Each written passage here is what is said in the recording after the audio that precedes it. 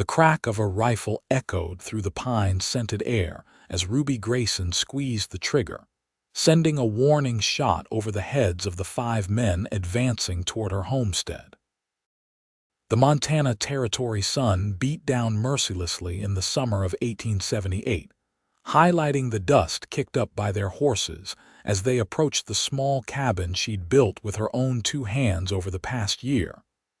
"That's far enough," Ruby shouted, her voice carrying across the 100 yards separating them from the porch where she stood, Winchester repeater braced against her shoulder. Her chestnut hair was pulled back in a practical braid, strands escaping to frame a face that was pretty but weathered from months of outdoor labor.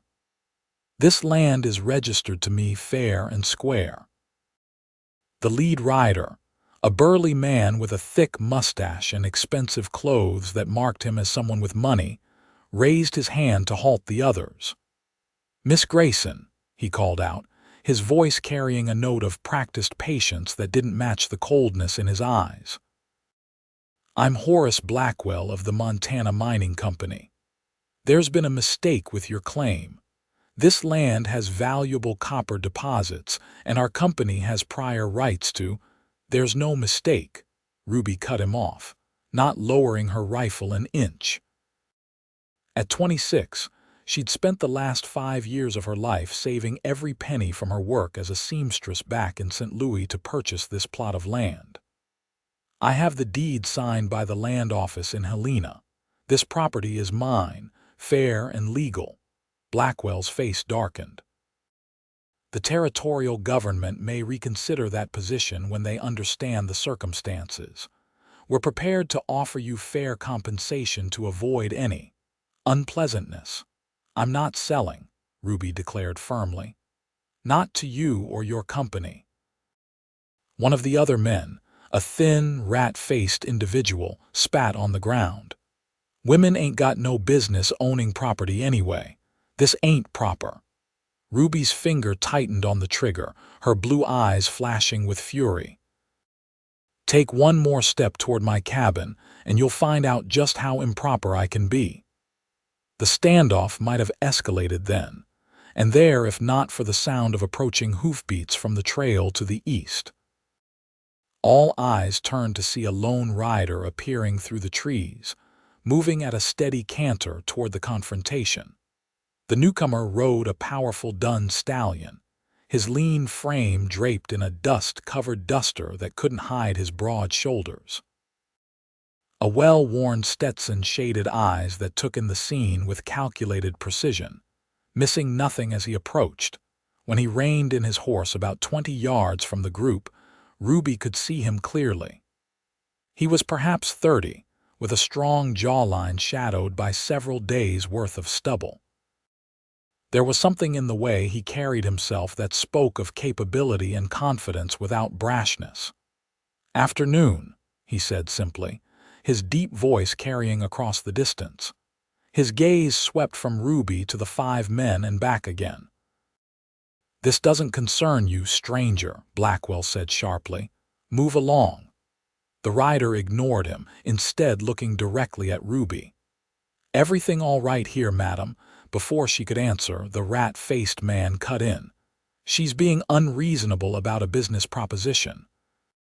"Nothing to concern yourself with." "Didn't ask you," the stranger replied mildly, though there was steel beneath his words. He kept his attention on Ruby. "Madam," Ruby didn't lower her rifle, but she shifted her stance slightly to include the newcomer in her field of view. "These men are trying to force me off my legally claimed land. They say they're from the Montana Mining Company."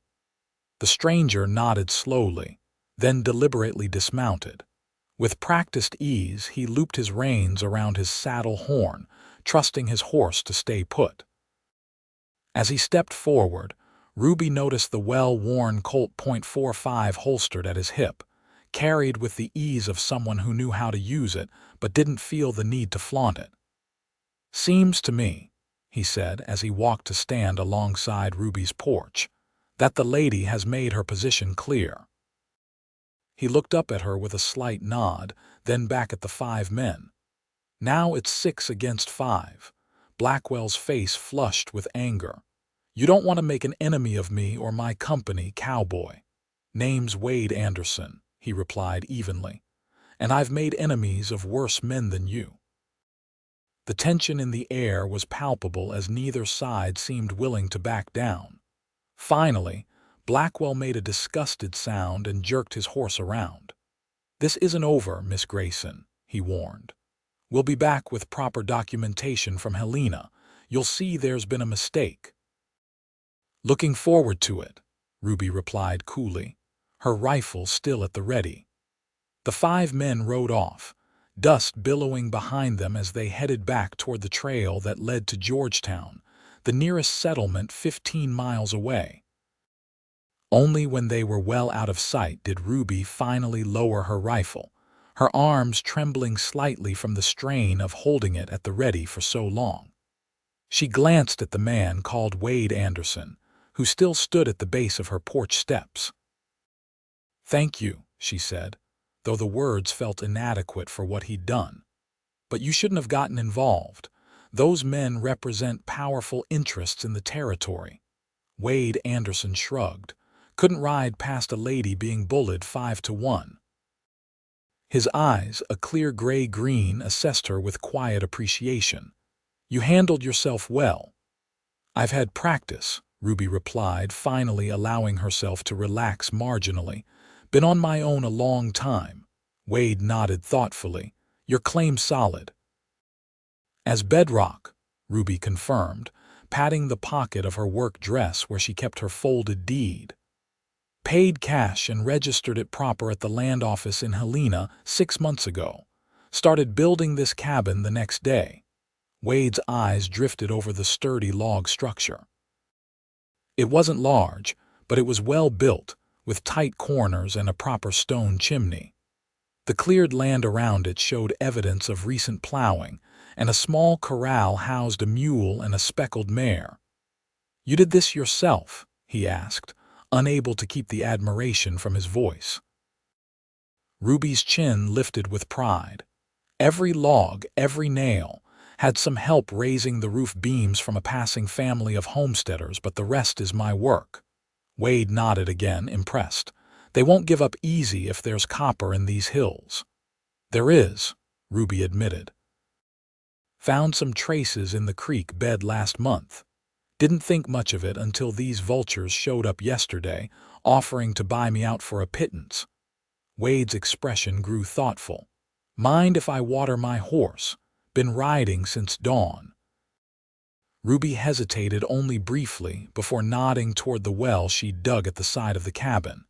"Help yourself. There's a bucket there." As Wade led his horse to the well, Ruby kept a wary eye on him. She'd learned the hard way not to trust strangers too quickly, especially men who appeared out of nowhere.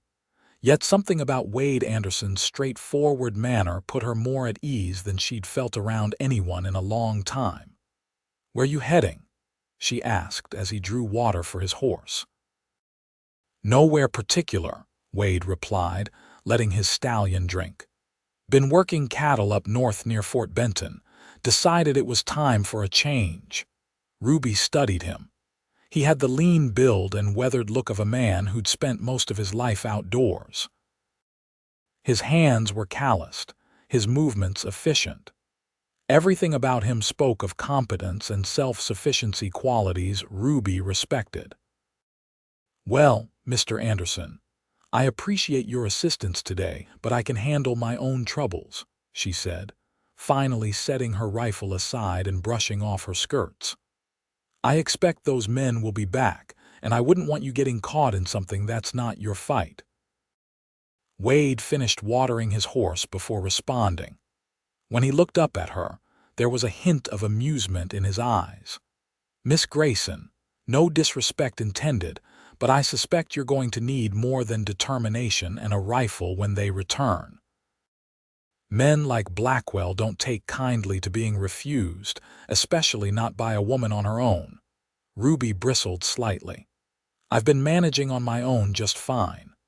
"No doubt," Wade agreed easily. "But there's a difference between independence and foolhardiness." He paused, considering his words carefully. "I'm offering to help, not take over." Ruby's immediate instinct was to refuse, but practical consideration stayed her tongue. She'd heard stories about the Montana Mining Company and their tactics. They weren't known for playing fair when valuable minerals were at stake. "What exactly are you proposing?" she asked cautiously. "Let me camp here tonight," Wade suggested. "Tomorrow we can ride into Georgetown together, check with the land office there, maybe talk to the marshal about what happened today." Ruby considered this. Going to Georgetown made sense. She needed supplies anyway, and confirming the status of her claim couldn't hurt. Having company for the journey would be safer, too. "All right," she agreed finally.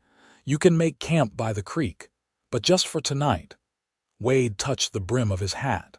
"Much obliged, Miss Grayson." "Ruby," she corrected him, surprising herself with the informality. "If you're going to help me stand against mining company thugs, you might as well use my given name." A small smile creased the corners of Wade's eyes. "Ruby, then. And I'm Wade, not Mr. Anderson." As the sun began its descent behind the western mountains, casting long shadows across Ruby's homestead, the two fell into an unexpectedly comfortable rhythm. Wade unsaddled his horse and set up a small camp near the creek while Ruby tended to her evening chores feeding the chickens she kept in a small coop, checking on her mule and mare, and gathering vegetables from her modest garden patch. When she returned to the cabin to start supper, she hesitated at the door, then called over to where Wade was brushing down his horse. "There's stew enough for two if you'd care to join me." Wade looked up, genuine appreciation crossing his features. "That's mighty kind. Been a while since I've had anything that didn't come from my own saddlebags." The meal was simple: a rabbit stew with vegetables from Ruby's garden and biscuits baked in the small cast iron stove, but Wade ate with evident pleasure, complimenting Ruby's cooking in a way that felt sincere rather than merely polite. As they ate at the small table Ruby had crafted herself, the conversation flowed more easily than she would have expected with a stranger.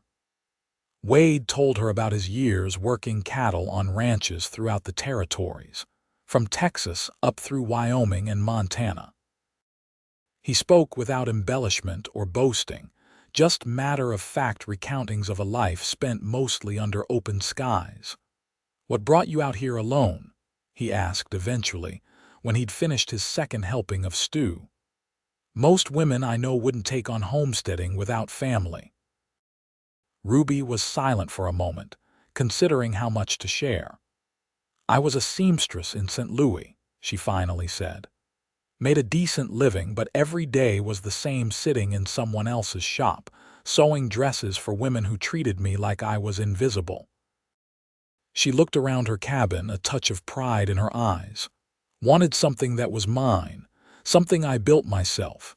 "No family back east?" Wade asked carefully. "Parents died when I was 18. Fever took them both within a week of each other," Ruby replied, her voice matter-of-fact though the memory still pained her. "No siblings. Worked for a dressmaker who taught me the trade, but when she retired, the new owner made it clear I'd never be more than hired help." She stood to clear their plates, but Wade gently took them from her hands. "Let me. Least I can do for the meal."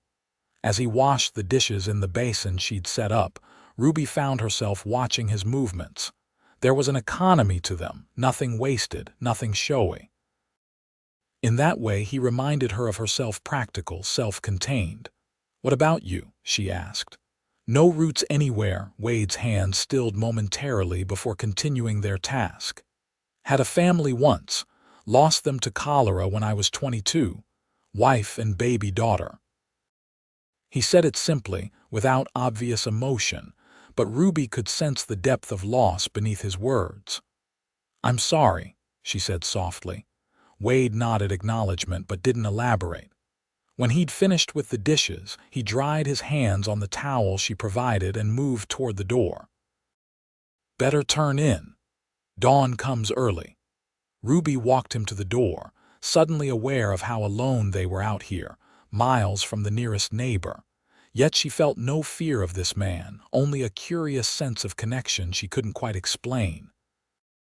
"Thank you again," she said as he stepped out onto the porch, "for earlier today and for understanding about wanting something that's yours."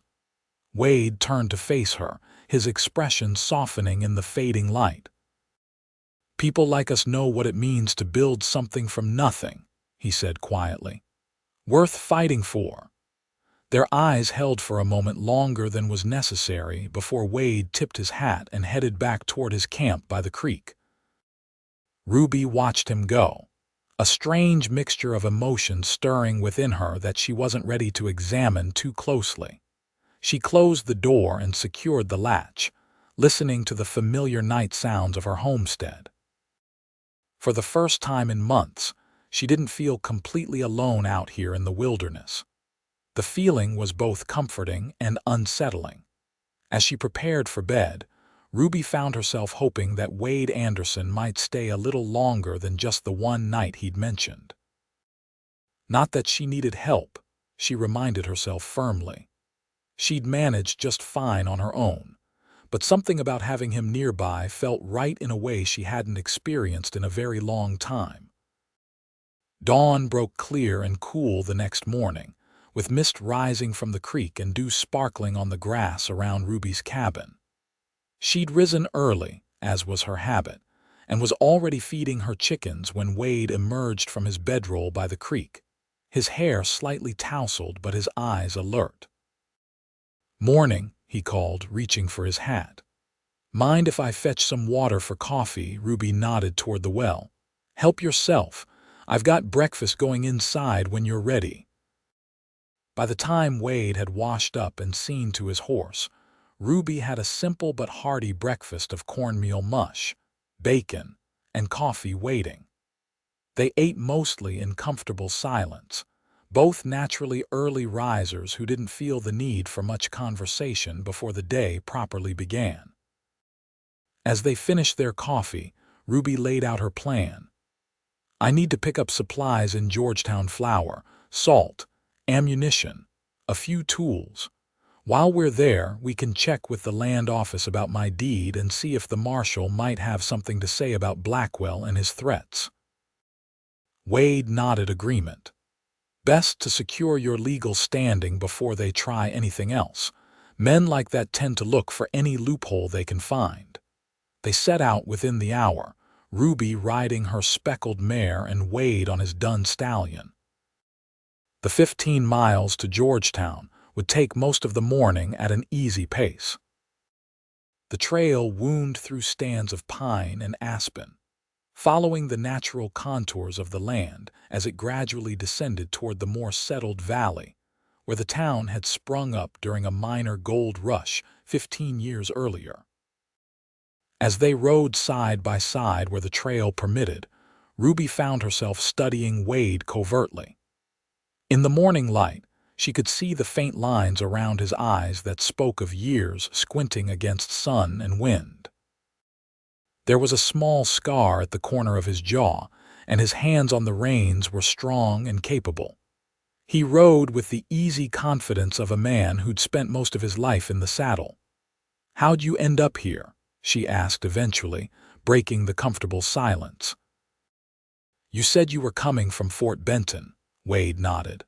"Was working at the Diamond B Ranch north of there. Owner sold out to a cattle baron from Wyoming who brought his own crew. Figured it was time to move on. Any particular destination in mind?" Ruby pressed, curious about this man who seemed so at ease with his rootless existence. Wade was quiet for a moment, his eyes scanning the horizon. "Been thinking about Idaho, maybe, or back down to Wyoming. Heard there's good land opening up near the Tetons." "For ranching?" Ruby asked. "Maybe," Wade replied, a faint smile touching his lips. "Or maybe just a place of my own, Been drifting a long time. Ruby understood that desire all too well. That's why I'm not selling, she said firmly, no matter what Blackwell offers. It's not about the money, it's about having something that's mine, that I built with my own hands. Wade glanced at her, a look of genuine respect in his eyes. Not many would understand that the way you do. Their conversation flowed easily as the miles passed, touching on practical matters of homesteading and ranch work, exchanging stories of places they'd seen and people they'd met in their travels. By the time Georgetown came into view in the valley below, Ruby realized she'd shared more about herself in those few hours than she had with anyone in years. Georgetown was a modest settlement by Montana standards, a single main street with wooden buildings on either side, a couple of cross streets with smaller establishments and houses spreading outward. A church steeple rose at one end of town, while the other was anchored by a large saloon called the Silver Dollar. Between them lay the usual businesses necessary for a frontier town: general store, blacksmith, barber, land office, and the marshal's office with its small adjoining jail. They rode directly to the land office, tying their horses at the hitching rail outside. The office was a small but official-looking building with U.S. Land Office painted in neat black letters on the window. Inside, a bald man with wire-rimmed spectacles looked up from his ledger as they entered. Recognition crossed his features when he saw Ruby. "Miss Grayson," he greeted her standing. "What brings you back to Georgetown? Everything all right with your claim?" "That's precisely what I'm here to confirm, Mr. Porter," Ruby replied. "Had some visitors yesterday claiming there might be an issue with my deed." Porter frowned, adjusting his spectacles. "What sort of issue?" "They said the Montana Mining Company has prior rights to the mineral deposits on my land," Ruby explained. "A man named Blackwell."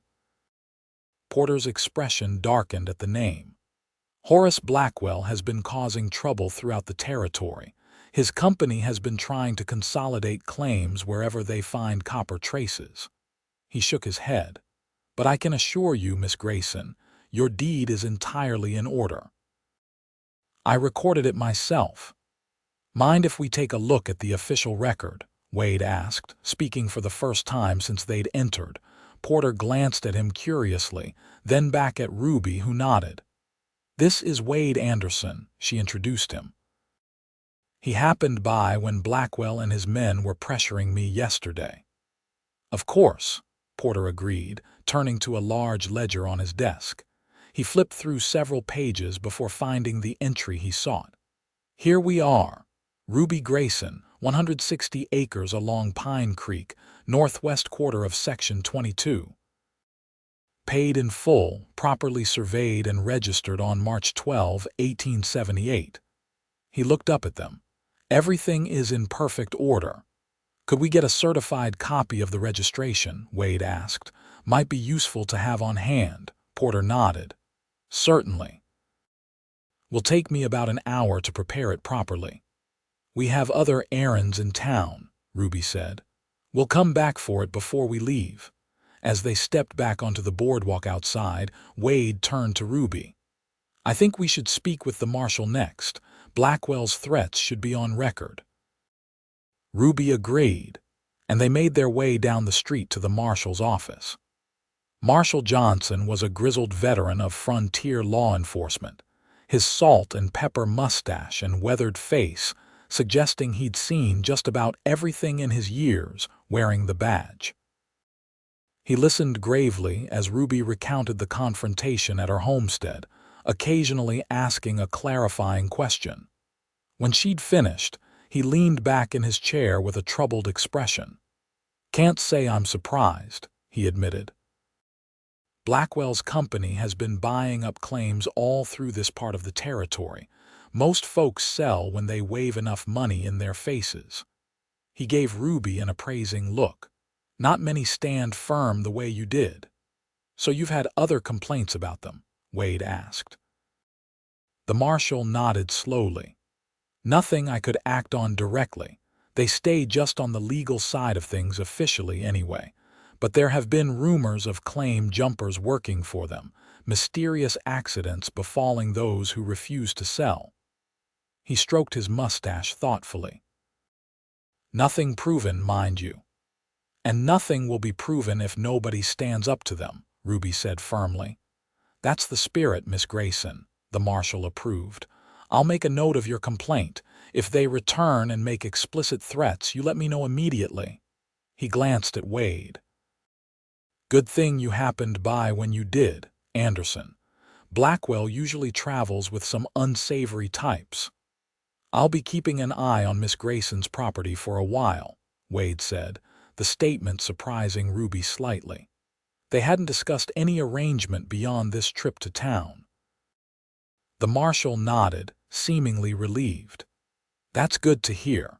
These mining outfits, they don't much respect a woman on her own, no matter how capable.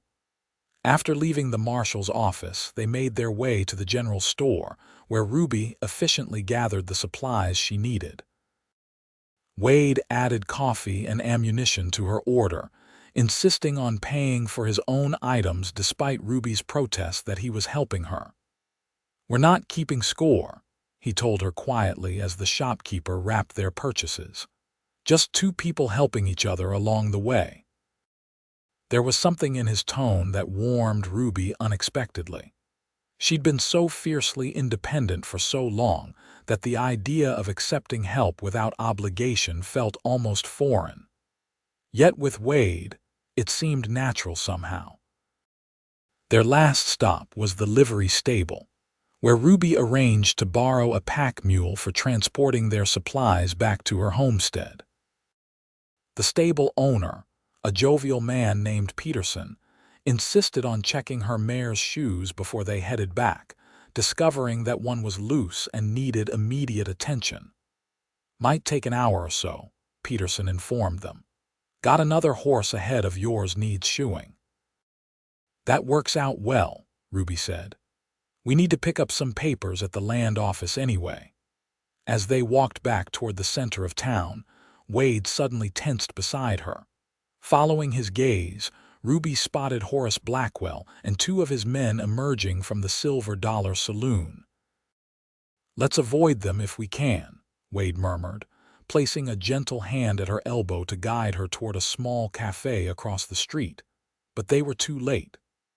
Blackwell had already spotted them and was heading in their direction, his face set in a tight smile that didn't reach his eyes. Miss Grayson, he called out, tipping his hat with exaggerated politeness.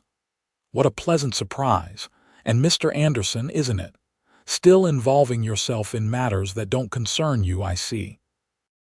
Wade's posture shifted subtly, angling himself slightly in front of Ruby without being obvious about it. Just enjoying a day in town, Blackwell. Blackwell's smile tightened further. Indeed. Well, Miss Grayson, I hope you've reconsidered my offer.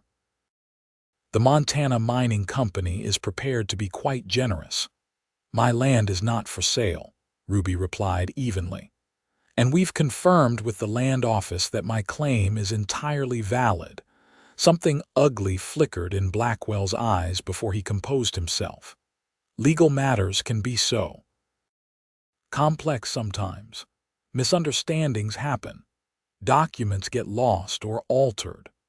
Are you threatening to tamper with official records, Mr. Blackwell? Wade asked, his voice deceptively casual. The two men accompanying Blackwell shifted their stances, hands drifting closer to their sidearms. But Blackwell waved them down with a small gesture. Of course not, he replied smoothly, merely pointing out that frontier administration can be imprecise, but I'm sure we can reach an accommodation that benefits everyone. He looked directly at Ruby. 20% over market value for your land, Miss Grayson. That's my final offer. The answer is still no, Ruby stated firmly. Blackwell's facade of pleasantness vanished. You're making a serious mistake. That land will be part of the Montana Mining Company's holdings one way or another. Sounds like another threat to me, Wade observed quietly. Marshal Johnson might be interested to hear about it. Blackwell's eyes narrowed as he took a step closer to Wade. You're not from around here, Cowboy. You don't understand how things work in this territory. The mining companies bring prosperity. We build communities. People who stand in the way of progress tend to regret it. Wade didn't back down, meeting Blackwell's gaze steadily. I understand right and wrong just fine, no matter where I am. Miss Grayson has the law on her side. The law, Blackwell scoffed. Out here, the law is whatever the strongest hand says it is. He glanced at Ruby, then back to Wade. Think carefully about whose side you're on, Anderson. This woman's claim isn't worth dying for. With that, Blackwell adjusted his expensive jacket and strode away, his men following close behind. Ruby released a breath she hadn't realized she was holding. That man is determined to have my land. Wade watched Blackwell's retreating figure with a thoughtful expression. He's used to getting his way, makes him dangerous. He turned to Ruby. Let's get that copy from the land office and head back.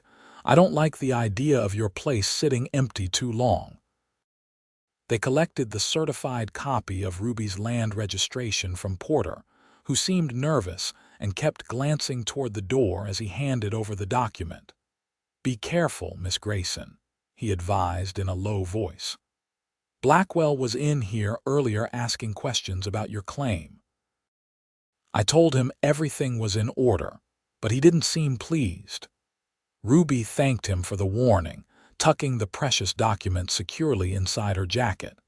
By the time they retrieved her freshly shod mare and the borrowed pack mule loaded with their supplies, it was early afternoon. The ride back to Ruby's homestead was more hurried than their journey into town had been, both of them feeling the urgency to return before Blackwell could cause any mischief at her property. They spoke less, each lost in their own thoughts about the confrontation in town and what it might mean. It was a relief when they crested the final rise and saw Ruby's cabin still standing undisturbed in the clearing ahead. No horses were visible, no sign that anyone had been there in their absence. Still, Wade insisted on riding ahead to check the property thoroughly before allowing Ruby to approach. She might have objected to his protectiveness if she hadn't been genuinely concerned herself about what they might find. All clear, he called after circling the cabin and outbuildings. No one's been here. Ruby dismounted in the yard, feeling a profound sense of relief as she surveyed her small homestead.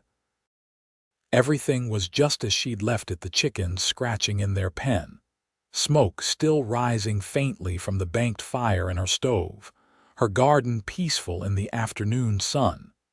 As they unloaded the supplies and settled the animals, Ruby found herself watching Wade with new eyes. He moved with purpose around her property, already familiar with where things belonged, anticipating what needed to be done without being asked. It struck her suddenly how natural his presence felt here, as if he somehow belonged in this place she'd created for herself. The thought was both comforting and frightening in equal measure. You planning to stay? She asked abruptly as they carried the last of the supplies into the cabin. You said something to the marshal about keeping an eye on the place. Wade set down the sack of flour he was carrying and straightened, meeting her gaze directly. If you'll allow it, Blackwell doesn't strike me as the type to give up easily. Ruby busied herself arranging supplies on her shelves to avoid his eyes. I can handle Blackwell. I know you can, Wade replied, surprising her. You're clearly capable of taking care of yourself, but even the most capable person can be overwhelmed by numbers. He paused, choosing his words carefully. I'm not offering because I think you need rescuing, Ruby. I'm offering because this is a fight worth taking on, and it's always better to have someone watching your back. Ruby turned to face him then, studying him intently. There was no condescension in his expression, No hint that he thought less of her for being a woman alone. Just a straightforward offer of alliance against a common enemy. "Why?" she asked simply. "Why is my fight worth taking on for you?" Wade was quiet for a long moment, his gaze drifting to the window where Ruby's carefully tended homestead was visible. "Because I've seen what happens when people like Blackwell get their way," he finally said. "They take and take until there's nothing left for folks who just want to build something honest with their own two hands." He looked back at her. "And because I respect what you've done here, it matters that you succeed." Ruby felt something shift inside her at his words, a recognition of a kindred spirit who understood what drove her in a way few others ever had. "All right," she agreed softly. "You can stay. For now." Wade nodded, a small smile touching his lips. "I'll set up my camp by the creek again." "No," Ruby said impulsively. "There's a lean-to attached to the barn. It's not much, but it's got a proper roof and walls. Better than sleeping under the stars if the weather turns." "Thank you," Wade replied, genuine gratitude in his voice. "That's generous of you." As dusk approached, they fell into a comfortable division of labor, Wade tending to the horses and mending a loose board on the chicken coop while Ruby prepared supper. The routine felt oddly domestic, given that they'd known each other barely a day. Over the simple meal of salt pork, beans, and biscuits, they discussed practical matters: how to secure the property, what Blackwell's next move might be, whether they should ride out to neighboring homesteads to alert them about the mining company's tactics. "There's the Hendersons about 5 miles west," Ruby said, "and the Wilson place beyond that. Not many others nearby. Most folks settled closer to Georgetown or up toward Helena. Might be worth visiting them tomorrow," Wade suggested. "Strength in numbers if we can get the neighbors looking out for each other." Ruby nodded agreement. "The Hendersons were kind to me when I first arrived, helped me identify good timber for the cabin, shared some seedlings for my garden." As the evening deepened into night, Ruby found herself reluctant to end their conversation. Wade was an attentive listener, asking thoughtful questions about her life before Montana, her hopes for developing her homestead. In turn, he shared stories of his own travels: cattle drives in Texas, winters in Wyoming, a brief stint panning for gold in California that yielded barely enough to buy supplies for the journey back east. "Never was much for striking it rich," he admitted with a self-deprecating smile. "Always seemed to me that steady work and your own piece of land was the surer bet." "Yet you've been drifting for years," Ruby observed, not unkindly. Wade's expression grew distant. "After I lost my family, couldn't seem to settle anywhere. Nothing felt right." He looked around the cabin, his eyes taking in the details of Ruby's handiwork. "But I've been thinking lately it might be time to put down roots again." There was something in his tone that sent a flutter of awareness through Ruby. She stood abruptly, gathering their plates. "It's getting late. We should both get some rest if we're riding out to the neighbors tomorrow." Wade rose as well, sensing her sudden discomfort. "Of course. Thank you for the meal." He moved toward the door, pausing with his hand on the latch. "I'll keep watch for a while before turning in, just to be safe." Ruby wanted to tell him it wasn't necessary, that she'd been watching over herself just fine, but the truth was his presence made her feel more secure than she cared to admit. "Thank you," she said instead. "Good night, Wade." "Good night, Ruby," he replied softly, slipping out into the darkness. After he'd gone, Ruby moved around the cabin preparing for bed, her thoughts unsettled. It had been so long since she'd allowed anyone to help her, to share her burdens. The ease with which Wade had slipped into her life was unsettling precisely because it felt so natural. As she lay in her narrow bed, Ruby could hear the distant sound of Wade moving around the property, the occasional soft whinny of his horse, the familiar night sounds of her homestead now altered by the presence of another person. It should have felt like an intrusion. Instead, it felt strangely like something missing had been found. The next morning dawned clear and bright, with a hint of autumn crispness in the air despite the summer season. Ruby rose early, as was her habit, and was surprised to find Wade already awake and tending to the animals. He'd built a small fire outside and had coffee brewing in a battered pot. "Hope you don't mind," he said, offering her a cup as she approached. "Figured you'd be up with the sun." Ruby accepted the coffee gratefully, wrapping her hands around the warm tin cup. "Been my way since I can remember. Never could sleep once there was light in the sky." They shared a simple breakfast of leftover biscuits and jerky before preparing to ride out to visit the neighboring homesteads. Ruby changed into her riding clothes, sturdy canvas trousers beneath a practical split skirt that allowed her to ride astride comfortably. She noticed Wade's brief look of approval at her practical attire, but appreciated that he made no comment. The ride to the Henderson place took them through some of the prettiest country in the area, rolling hills covered in ponderosa pine, with views of distant mountains to the west and plenty of good grazing land in between. Ruby found herself pointing out features of the landscape, to Wade a particular stand of aspens that turned brilliant gold in the fall, a natural spring that never dried even in the hottest summers, the rocky outcropping where she'd spotted a mountain lion sunning itself one early morning. "You know this land well," Wade observed as they rode side by side along a game trail that served as a shortcut between properties. "I explored every inch before choosing my homestead site," Ruby replied. "Wanted to be sure I understood what I was taking on." Wade nodded appreciatively. "Most folks just claim the first decent piece they find. Don't take the time to know the land properly." The Hendersons' homestead came into view as they crested a hill, a substantial log house with several outbuildings, a large garden, and a fenced pasture where a small herd of cattle grazed peacefully. Smoke rose from the chimney, and a woman was hanging laundry on a line stretched between two posts. She looked up as they approached, shading her eyes against the morning sun, then broke into a warm smile of recognition. "Ruby Grayson," she called out, waving. "What a pleasant surprise." Martha Henderson was a robust woman in her 40s with a no-nonsense manner that belied her genuine warmth.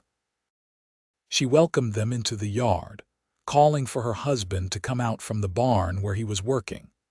John Henderson was as solid as his wife, with powerful shoulders from years of farm work, and a handshake that could crush a less prepared man's fingers. He greeted Ruby warmly before turning a more assessing gaze on Wade. "This is Wade Anderson," Ruby introduced him. "He's helping me with a situation." Both Hendersons looked intrigued at this, exchanging a quick glance that Ruby pretended not to notice. Inside the Hendersons' comfortable kitchen, over coffee and freshly baked cornbread, Ruby explained about Blackwell and the Montana Mining Company's interest in her land. The Hendersons listened with growing concern. "They haven't approached us yet," John said when she'd finished. "But we've heard rumors about them buying up claims all through this part of the territory. Didn't realize they were using strong-arm tactics, though. Marshall Johnson says they stay just on the legal side of things, officially," Wade put in. "But there have been rumors of claim jumpers working for them, accidents happening to people who refuse to sell." Martha Henderson's expression hardened. "That sort of thing happened back in Colorado when the silver mines were booming. Companies would find ways to drive out small holders, then swoop in and take the land for a fraction of what it was worth." "Exactly what we're trying to prevent here," Ruby said firmly. "I thought we should warn our neighbors, maybe organize some mutual protection." John nodded thoughtfully. The Wilsons should hear about this too, and the Petersons up by Eagle Creek, maybe a few others scattered around. He looked at Wade appraisingly. You planning to stick around to help with this fight? As long as I'm needed, Wade replied simply, his gaze flicking briefly to Ruby. Something in that look made Ruby's cheeks warm slightly, and she quickly returned to the practical matter at hand. We thought maybe we could organize regular patrols, keep an eye on each other's properties. If Blackwell's men know we're watching out for each other, they might think twice about trying anything underhanded. The discussion turned to logistics, which homesteaders could be trusted, who had the most to lose if the mining company moved in, how to coordinate without leaving properties undefended. By the time they left the Hendersons' place, a basic plan had been established. John would ride to the Wilson place that afternoon, while Ruby and Wade would visit the Petersons the following day. You two be careful, Martha said as they prepared to leave, her eyes moving thoughtfully between Ruby and Wade. Men like Blackwell don't take kindly to being opposed. The ride back to Ruby's homestead was quiet, both of them considering the morning's discussions. The sun was high overhead now, warming the pine-scented air and casting dappled shadows across the trail. The Hendersons seemed like good people, Wade observed as they rode. Ruby nodded. They've been kind to me since I arrived. Not everyone was welcoming to a woman staking a claim on her own. She glanced at him. Most thought I'd fail within a month. Yet here you are, Wade said, admiration evident in his voice, building something real. There was that word again, real. It struck Ruby how often Wade spoke of things being real or honest, as if those were the qualities he valued most. It aligned with her own sensibilities in a way that felt significant. They were about a mile from Ruby's property when Wade suddenly reined in his horse, raising a hand for Ruby to halt as well. His posture had gone alert, head cocked slightly as he scanned the trail ahead. What is it? Ruby asked, instantly on guard. Not sure, Wade murmured, standing in his stirrups to get a better view. Thought I saw movement up ahead. He pointed to a cluster of boulders near where the trail bent around a stand of pines. Stay here a moment. Before Ruby could protest, he had dismounted and handed her his reins. Drawing his revolver, he moved forward on foot, staying close to the edge of the trail where the pine needles muffled his footsteps. Ruby watched tensely, her own hand moving to the rifle she carried in a scabbard attached to her saddle. If this was an ambush. A sudden movement from behind the boulders confirmed Wade's suspicions. A man rose from his hiding place, rifle in hand, aiming directly at Wade. But Wade had already spotted him and fired first not at the man, but at the rock just beside him, sending stone chips flying that startled the would-be ambusher and spoiled his aim. The man's rifle discharged harmlessly into the ground as Wade closed the distance between them, his revolver now pointed directly at the stranger's chest. Drop it, Wade commanded, his voice carrying clearly to where Ruby sat on her horse. After a moment's hesitation, the man complied, letting his rifle fall to the ground. Ruby recognized him as one of the men who had accompanied Blackwell to her property. That's Sanders, she called to Wade. He was with Blackwell yesterday. Wade kept his revolver trained on Sanders as he kicked the fallen rifle well out of reach. Waiting for us, were you? The man scowled but said nothing, his eyes darting between Wade and Ruby. Check if he's alone, Wade instructed Ruby without taking his eyes off his captive. Ruby dismounted, taking her rifle with her as she cautiously approached the boulders from the opposite direction. A quick survey of the area revealed no one else lying in wait. He's alone, she confirmed, returning to where Wade held Sanders at gunpoint. What were you planning here, Sanders? Wade demanded. Blackwell send you to scare the lady, or something worse. Sanders maintained his sullen silence, but his eyes held a mixture of fear and defiance that suggested Wade's guess wasn't far off the mark. "We should take him to Marshal Johnson," Ruby suggested, her rifle still at the ready. Wade nodded agreement. "Tie his hands. We'll put him on his horse." They found Sanders' mount tethered a short distance away, confirming that he'd planned the ambush with some care. Using a length of rope from Wade's saddlebags, they bound the man's hands securely in front of him, then helped him mount his horse. "I ain't saying nothing." Sanders finally broke his silence as Wade attached a lead rope to his horse's bridle. "You got no proof I was doing anything wrong. Was just resting by the trail." "With a rifle aimed at the path," Ruby retorted skeptically. "I'm sure Marshal Johnson will be interested in hearing that explanation." The journey back to Georgetown was tense, with Sanders occasionally muttering threats under his breath that neither Ruby nor Wade dignified with a response. They rode on either side of him, alert for any sign of his companions or another ambush attempt. It was mid-afternoon when they reached town and headed directly for the marshal's office. Johnson listened to their account with a grim expression, occasionally jotting notes in a ledger on his desk. "Can't hold him for long without more evidence," he admitted when they'd finished. "But I can keep him overnight for suspicious behavior and carrying a weapon with intent to threaten." He fixed Sanders with a stern look. "And I'll be having a word with Mr. Blackwell about his employees harassing legitimate homesteaders." As they left the marshal's office, Wade suggested they stay in town for the night. "Safer than heading back this late," he pointed out. "Blackwell might have more men watching the trail." Ruby was reluctant to leave her homestead unattended overnight, but had to admit the logic of Wade's suggestion. "The animals will be all right for one night," she conceded.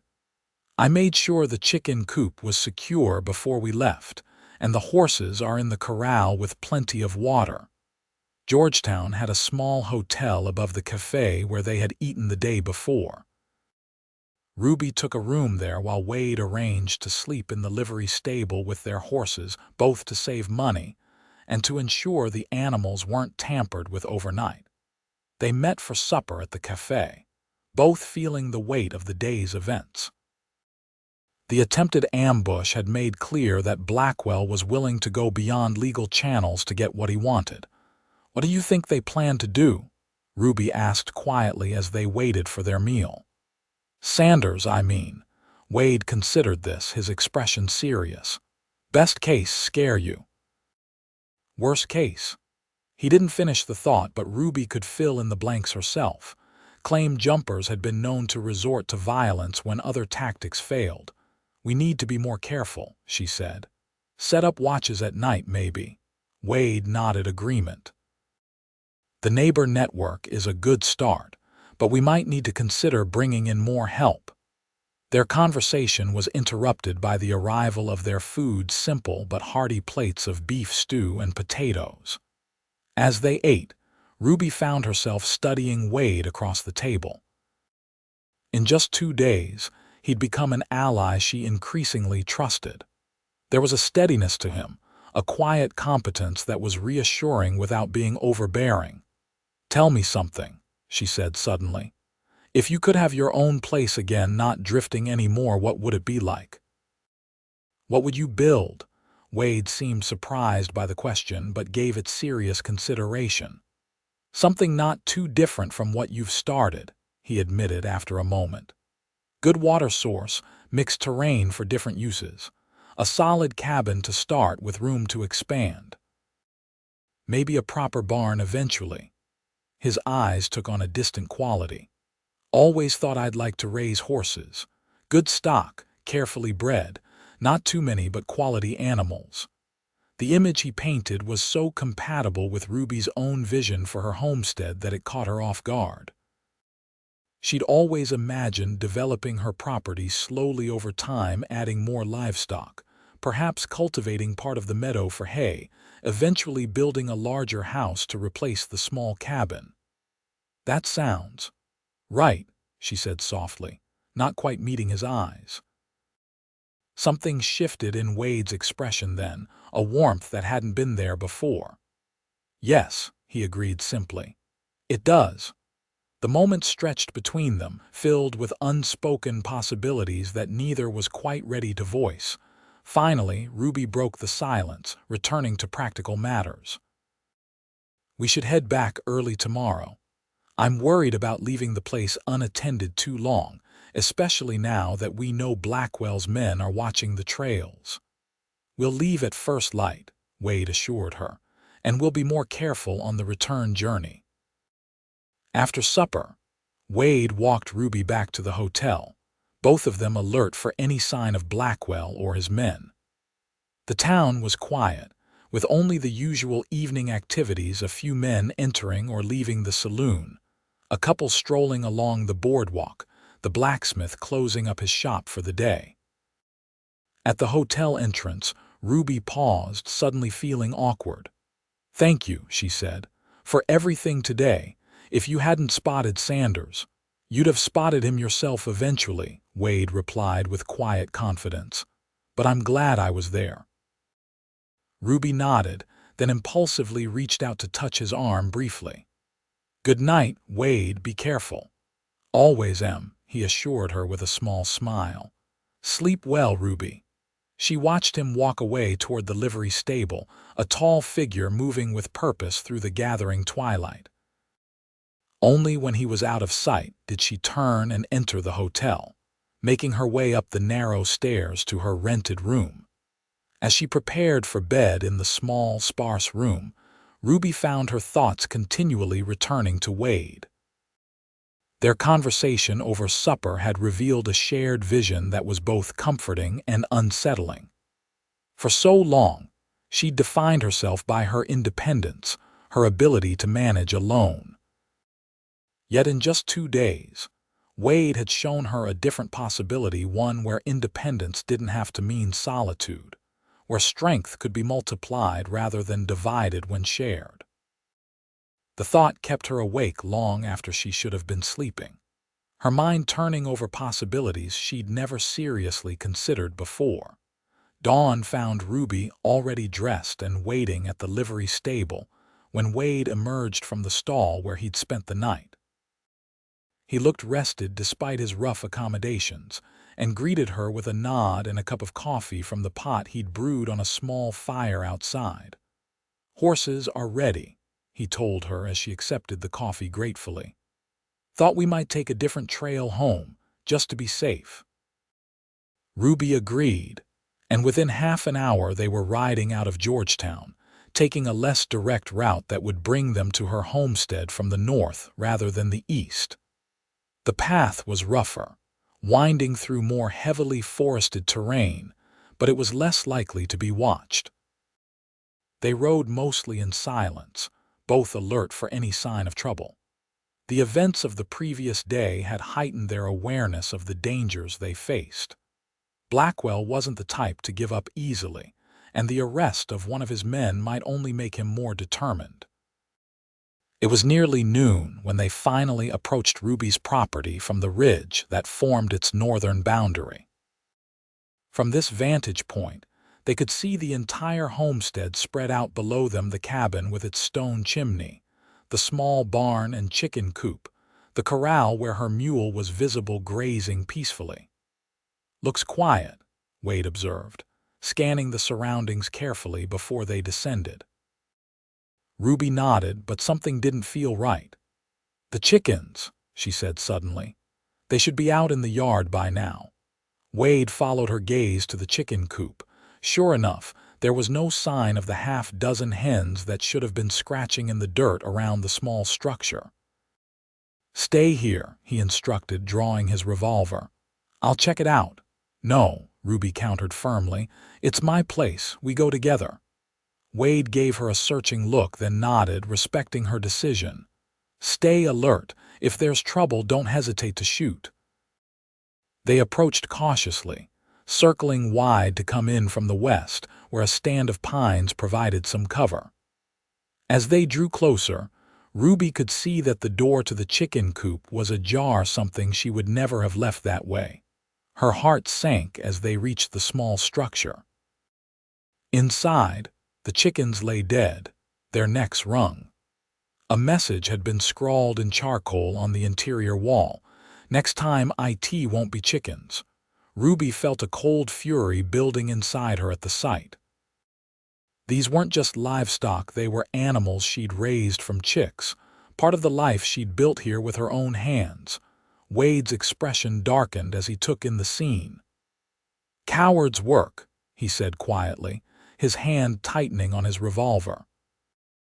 They checked the rest of the property thoroughly, finding no other damage but plenty of evidence that several men had been there, bootprints in the soft earth around the cabin, cigarette butts tossed near the well, the remains of a small fire where they had apparently waited and watched for a time.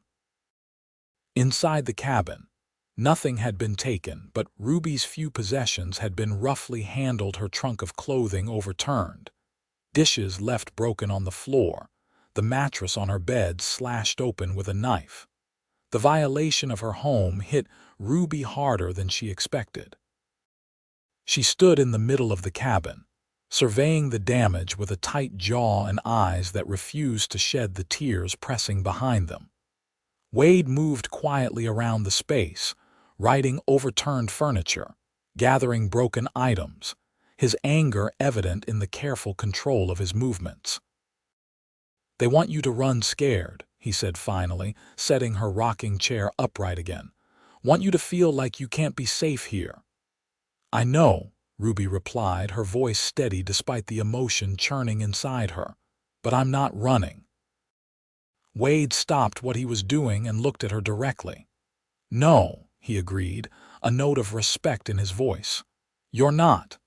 They spent the rest of the day repairing what damage they could. Wade mended the chicken coop and dug a small grave for the birds, marking it with a circle of stones at Ruby's request. Ruby cleaned the cabin, salvaging what broken items could be fixed and making a list of what would need to be replaced on their next trip to town.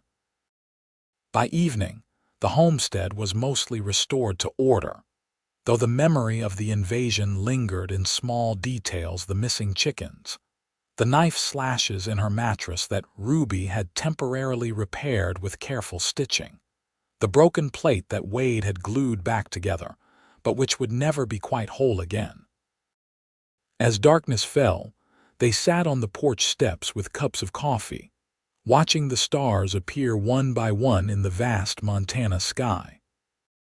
Neither had spoken much during the day's work, but the silence between them had been companionable rather than awkward, the shared understanding of two people united in purpose.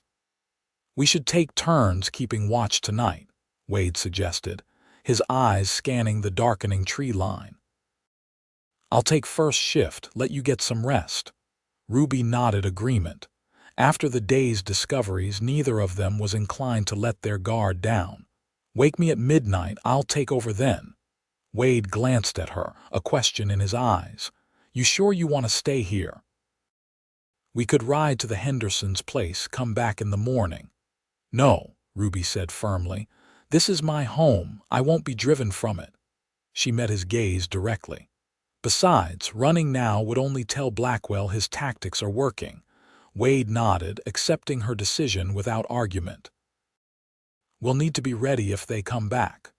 "They will," Ruby said with certainty. "Blackwell isn't the type to give up easily." "Neither are you," Wade observed, a hint of admiration in his voice. "Reckon that's why he's having to resort to these tactics.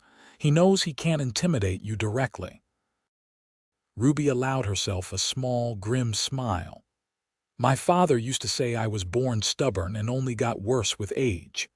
"Sounds like a wise man," Wade replied. "He was," Ruby confirmed, a touch of sadness coloring her voice. "He taught me to stand my ground, to know my own worth." She paused, looking out at the land she'd claimed as her own. "He would have loved this place." Wade was quiet for a moment, seeming to sense that she had more to say. "When he and my mother died," Ruby continued softly. I had nothing but the skills they'd taught me and the determination not to be at anyone else's mercy. That's why this land matters so much. It's mine, earned with my own labor, built with my own hands. I understand that, Wade said, his voice equally quiet. After I lost my family, felt like everything meaningful had been taken from me. Took years before I could even think about building something new. Ruby glanced at him, recognizing the depth of loss behind his simple words. Your wife and daughter, she said gently. What were they like? Wade was silent for so long that Ruby thought he might not answer. When he finally spoke, his voice was low but steady. Sarah was bright, always laughing, always seeing the good in things. Even when times were hard, she found joy in small moments. A faint smile touched his lips at the memory. And Emma was just starting to walk when the fever took them. Had her mother's smile, her curiosity about everything. Ruby could hear the love in his voice and the pain that still lingered after all these years. I'm sorry, she said simply. Wade nodded acknowledgement. For a long time, couldn't imagine caring about anything again. Just drifted from job to job, place to place. He looked at her directly then. But lately been thinking maybe it's time to stop running from what happened. Start building something that lasts again. There was something in his gaze that made Ruby's heart beat faster, a possibility she hadn't allowed herself to consider until this moment. But before she could respond, a sound from the tree line caught their attention, the snap of a branch breaking underfoot. Instantly, both were on alert, Wade's hand moving to his revolver while Ruby reached for the rifle she'd propped against the porch railing. Inside, Wade said quietly, standing. I'll check it out. Not alone, Ruby countered, rising to stand beside him with her rifle ready. The sound came again, followed by a low whistle that was clearly a signal of some kind. Wade stepped off the porch, positioning himself between Ruby and whatever might be approaching from the darkness. Who's there? He called out, his voice carrying across the yard. Show yourself. There was a moment of silence, then a familiar voice replied. It's John Henderson. Coming in friendly. Relief flooded through Ruby as John emerged from the tree line, leading his horse. He wasn't alone, 2 other men accompanied him, each leading mounts of their own. John, Ruby called out, lowering her rifle, what brings you here at this hour? As the men approached, Ruby recognized the others, Tom Wilson from the neighboring homestead to the west, and Caleb Peterson from up by Eagle Creek. All 3 were solid men, respected landowners in the area. Came as soon as we could, John explained as they reached the yard. Martha was worried after you left yesterday, had a feeling something wasn't right. When you didn't return by nightfall, I rode over to check on things. He gestured to his companions. Met Tom and Caleb on the way. They'd heard rumors in town about trouble brewing. You've had visitors, Wade observed, holstering his revolver but remaining vigilant. John's expression darkened. We saw what they did to your chicken coop. Bastards. They left a message, Ruby told him grimly. A threat. Which is why we're here, Tom Wilson put in. He was a lean, weathered man in his 50s who'd been one of the first settlers in the area. Neighbors look out for each other. Blackwell and his mining company need to learn that. Caleb Peterson nodded agreement. We've set up a rotation. 3 of us tonight, different men tomorrow night. No one's claiming jumping on our watch. Ruby felt a surge of gratitude at their solidarity. These were busy men with their own properties to manage, yet they'd ridden miles in the darkness to stand with her against a common threat.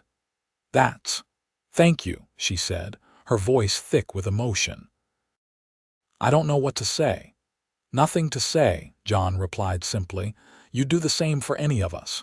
Wade stepped forward, extending his hand to each of the men in turn. Wade Anderson, he introduced himself to the 2 who hadn't met him yet. I appreciate what you're doing here. The men sized him up with the careful assessment of those used to taking the measure of strangers quickly. Whatever they saw apparently satisfied them, because both shook his hand firmly. "Anderson's been helping Miss Grayson stand against Blackwell," John explained to the others. "Good man to have around in a fight, from what I've seen." With the arrival of reinforcements, the atmosphere at the homestead shifted from tense vigilance to something more like a strategic council of war.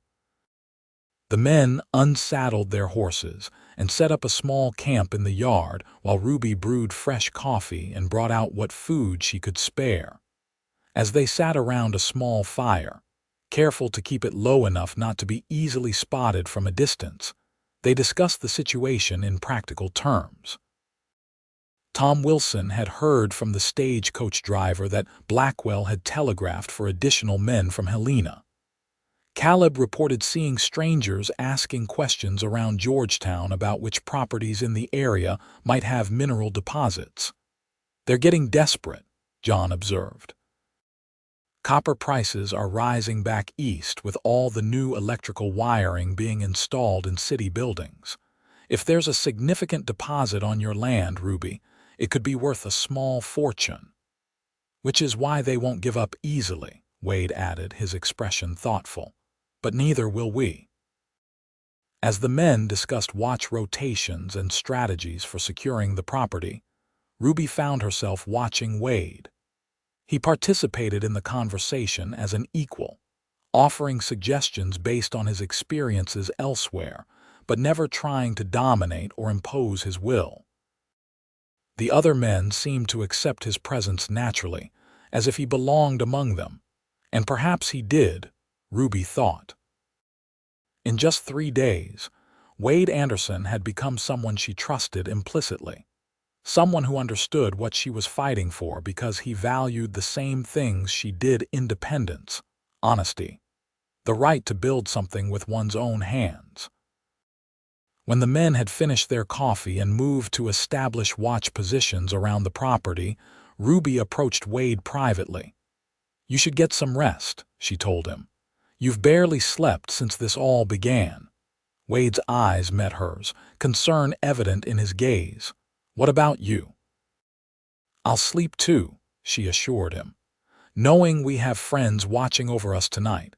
Wade nodded but seemed reluctant to leave her side. "Ruby," he began, then paused as if searching for the right words. "What happened today, the invasion of your home, I want you to know I take that personally. Not just because it's wrong, but because—" He hesitated, then continued more quietly. "Because you and this place have come to matter to me, more than I expected." The simple honesty of his words touched Ruby deeply. "I know," she replied softly. "It matters to me too, your being here." Something shifted in Wade's expression, then a softening around the eyes, a warmth that made Ruby's heart beat faster. "Get some rest," he said gently. "Tomorrow may bring its own challenges." Ruby nodded, suddenly unable to trust her voice. As she turned toward the cabin, she felt Wade's gaze following her, a tangible thing that wrapped around her like a protective embrace. Inside, despite the lingering evidence of the invasion, Ruby felt strangely at peace. Outside were men willing to stand against those who would take what wasn't theirs. And among them was Wade Anderson, a man who seemed to understand her in ways no one else ever had. As she lay on her hastily repaired mattress, listening to the night sounds of her homestead now punctuated by the occasional murmur of voices from the men keeping watch, Ruby allowed herself to imagine, just for a moment, what it might be like to share this life she was building not with just anyone, but with someone who valued it as she did. Someone like Wade. The thought should have frightened her after so many years of fierce independence. Instead, it felt like the most natural thing in the world. Ruby woke before dawn, as was her habit, to find the homestead peaceful under the watchful eyes of her neighbors. John Henderson sat on her porch steps, rifle across his knees, while Tom and Caleb maintained positions at the edge of the clearing. Wade was nowhere to be seen. "Morning," John greeted her quietly as she stepped outside, her shawl wrapped around her shoulders against the early morning chill. "Slept all right," Ruby nodded. "Better than I expected, knowing you were all here. Where's Wade?" "Rode out about an hour ago," John replied. "Said he wanted to check the trail toward Georgetown, see if there was any sign of Blackwell's men moving this way."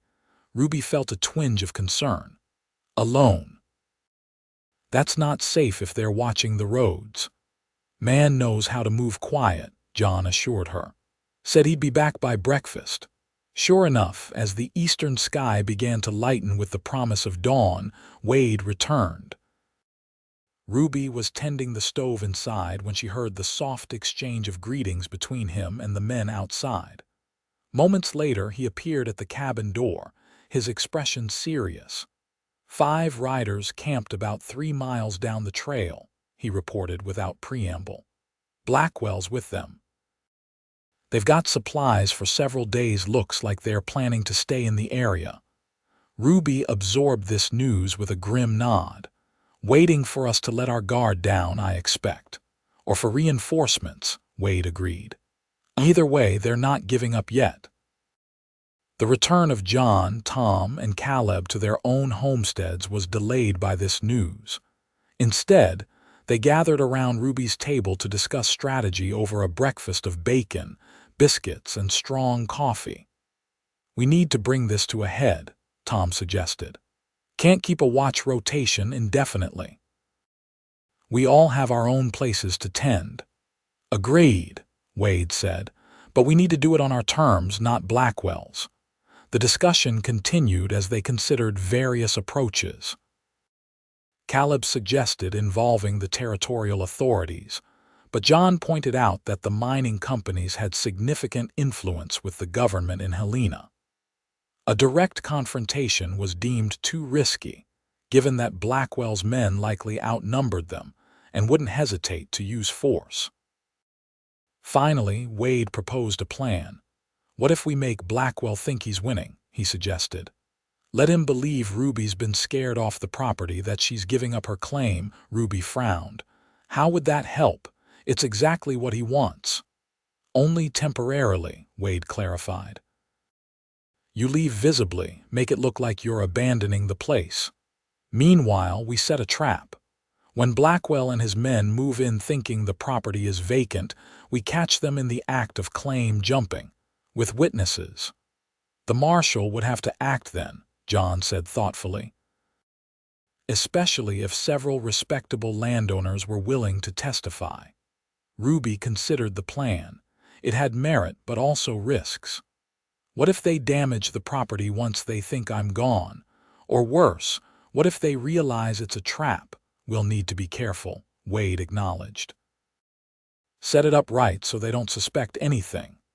The discussion continued, refining details and considering contingencies. By the time they'd finished breakfast, a plan had taken shape. Ruby would make a visible show of packing her belongings and leaving the property, ostensibly headed for Helena. Meanwhile, Wade and several of the neighboring landowners would establish hidden positions around the homestead, ready to witness and intervene when Blackwell made his move. "It could work," Tom said finally, "but timing will be critical. We'd need everyone in position before Blackwell realizes the place is empty. And we need to be sure Marshal Johnson is ready to act when we bring him evidence," Caleb added. John rose from the table, decision made.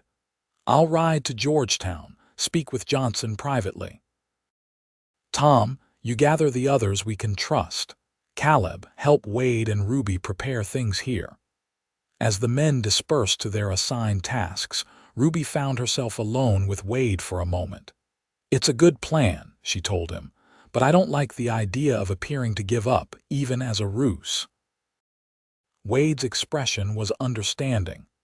"Sometimes a strategic retreat is the best way to win a battle," he said, "but I understand your reluctance. This land means everything to you." "Not everything," Ruby replied softly, surprising herself with the admission. I've come to realize there are other things that matter too."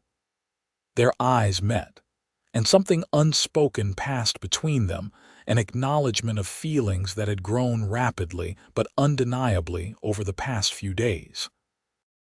But the moment was interrupted by Caleb calling for Wade's help with securing the barn, and the conversation was left unfinished. The day passed in a flurry of activity as they prepared for their trap. Ruby packed her trunk and several crates with personal belongings, leaving them visibly on the porch as if ready for transport.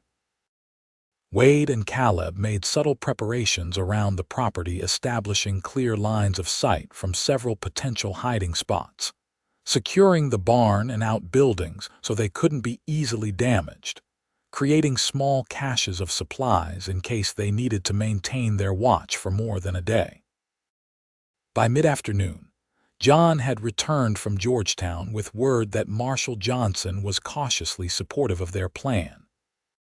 He couldn't officially endorse citizens setting a trap, but he had promised to respond quickly when called, and to take seriously any evidence they gathered of claim jumping or property destruction. Tom arrived shortly after, accompanied by 3 more neighboring landowners who had agreed to help.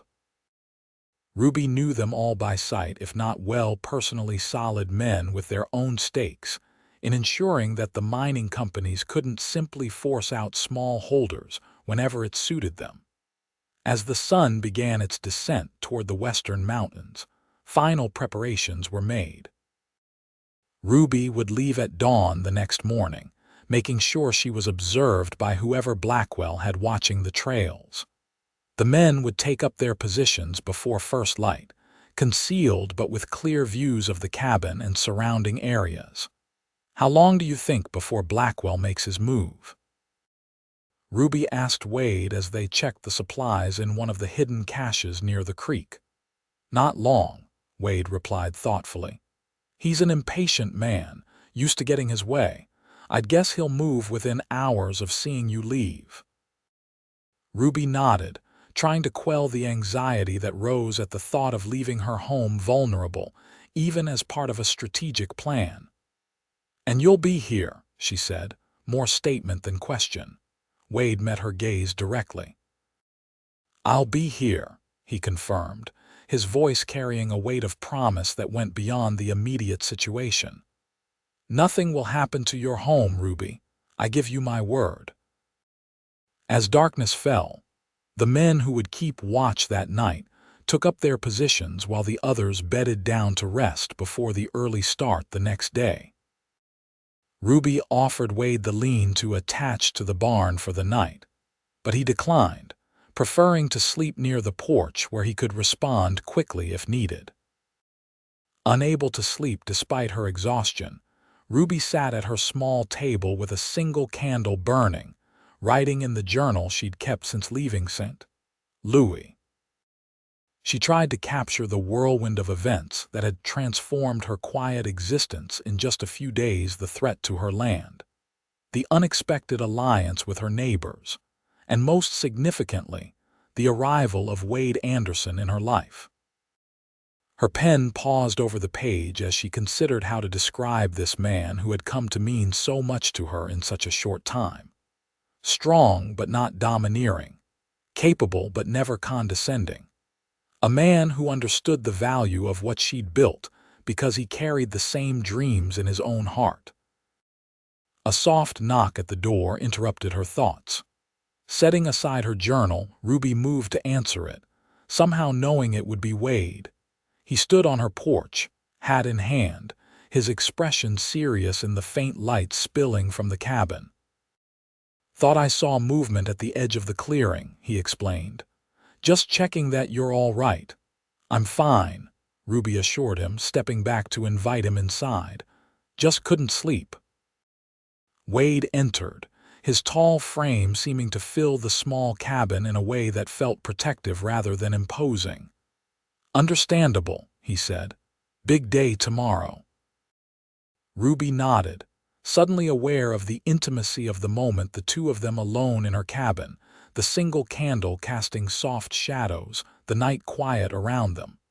"Wade," she began, then hesitated, unsure how to express what she was feeling. "I want to thank you. Not just for helping with Blackwell, but for understanding what this place means to me, for seeing me as I am." Wade's expression softened as he set his hat on the table.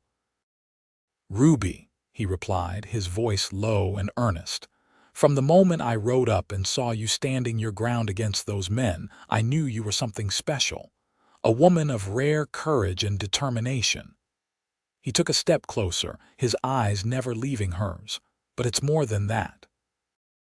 These past few days, watching you fight for what's yours, seeing how you've built this place with your own hands, it's awakened something in me I thought was gone forever." Ruby's heart raced at his words and the intensity in his gaze. "What do you mean?" Wade was silent for a moment, as if gathering his thoughts. "After I lost Sarah and Emma," he finally said, "I couldn't imagine ever caring that deeply about anything or anyone again.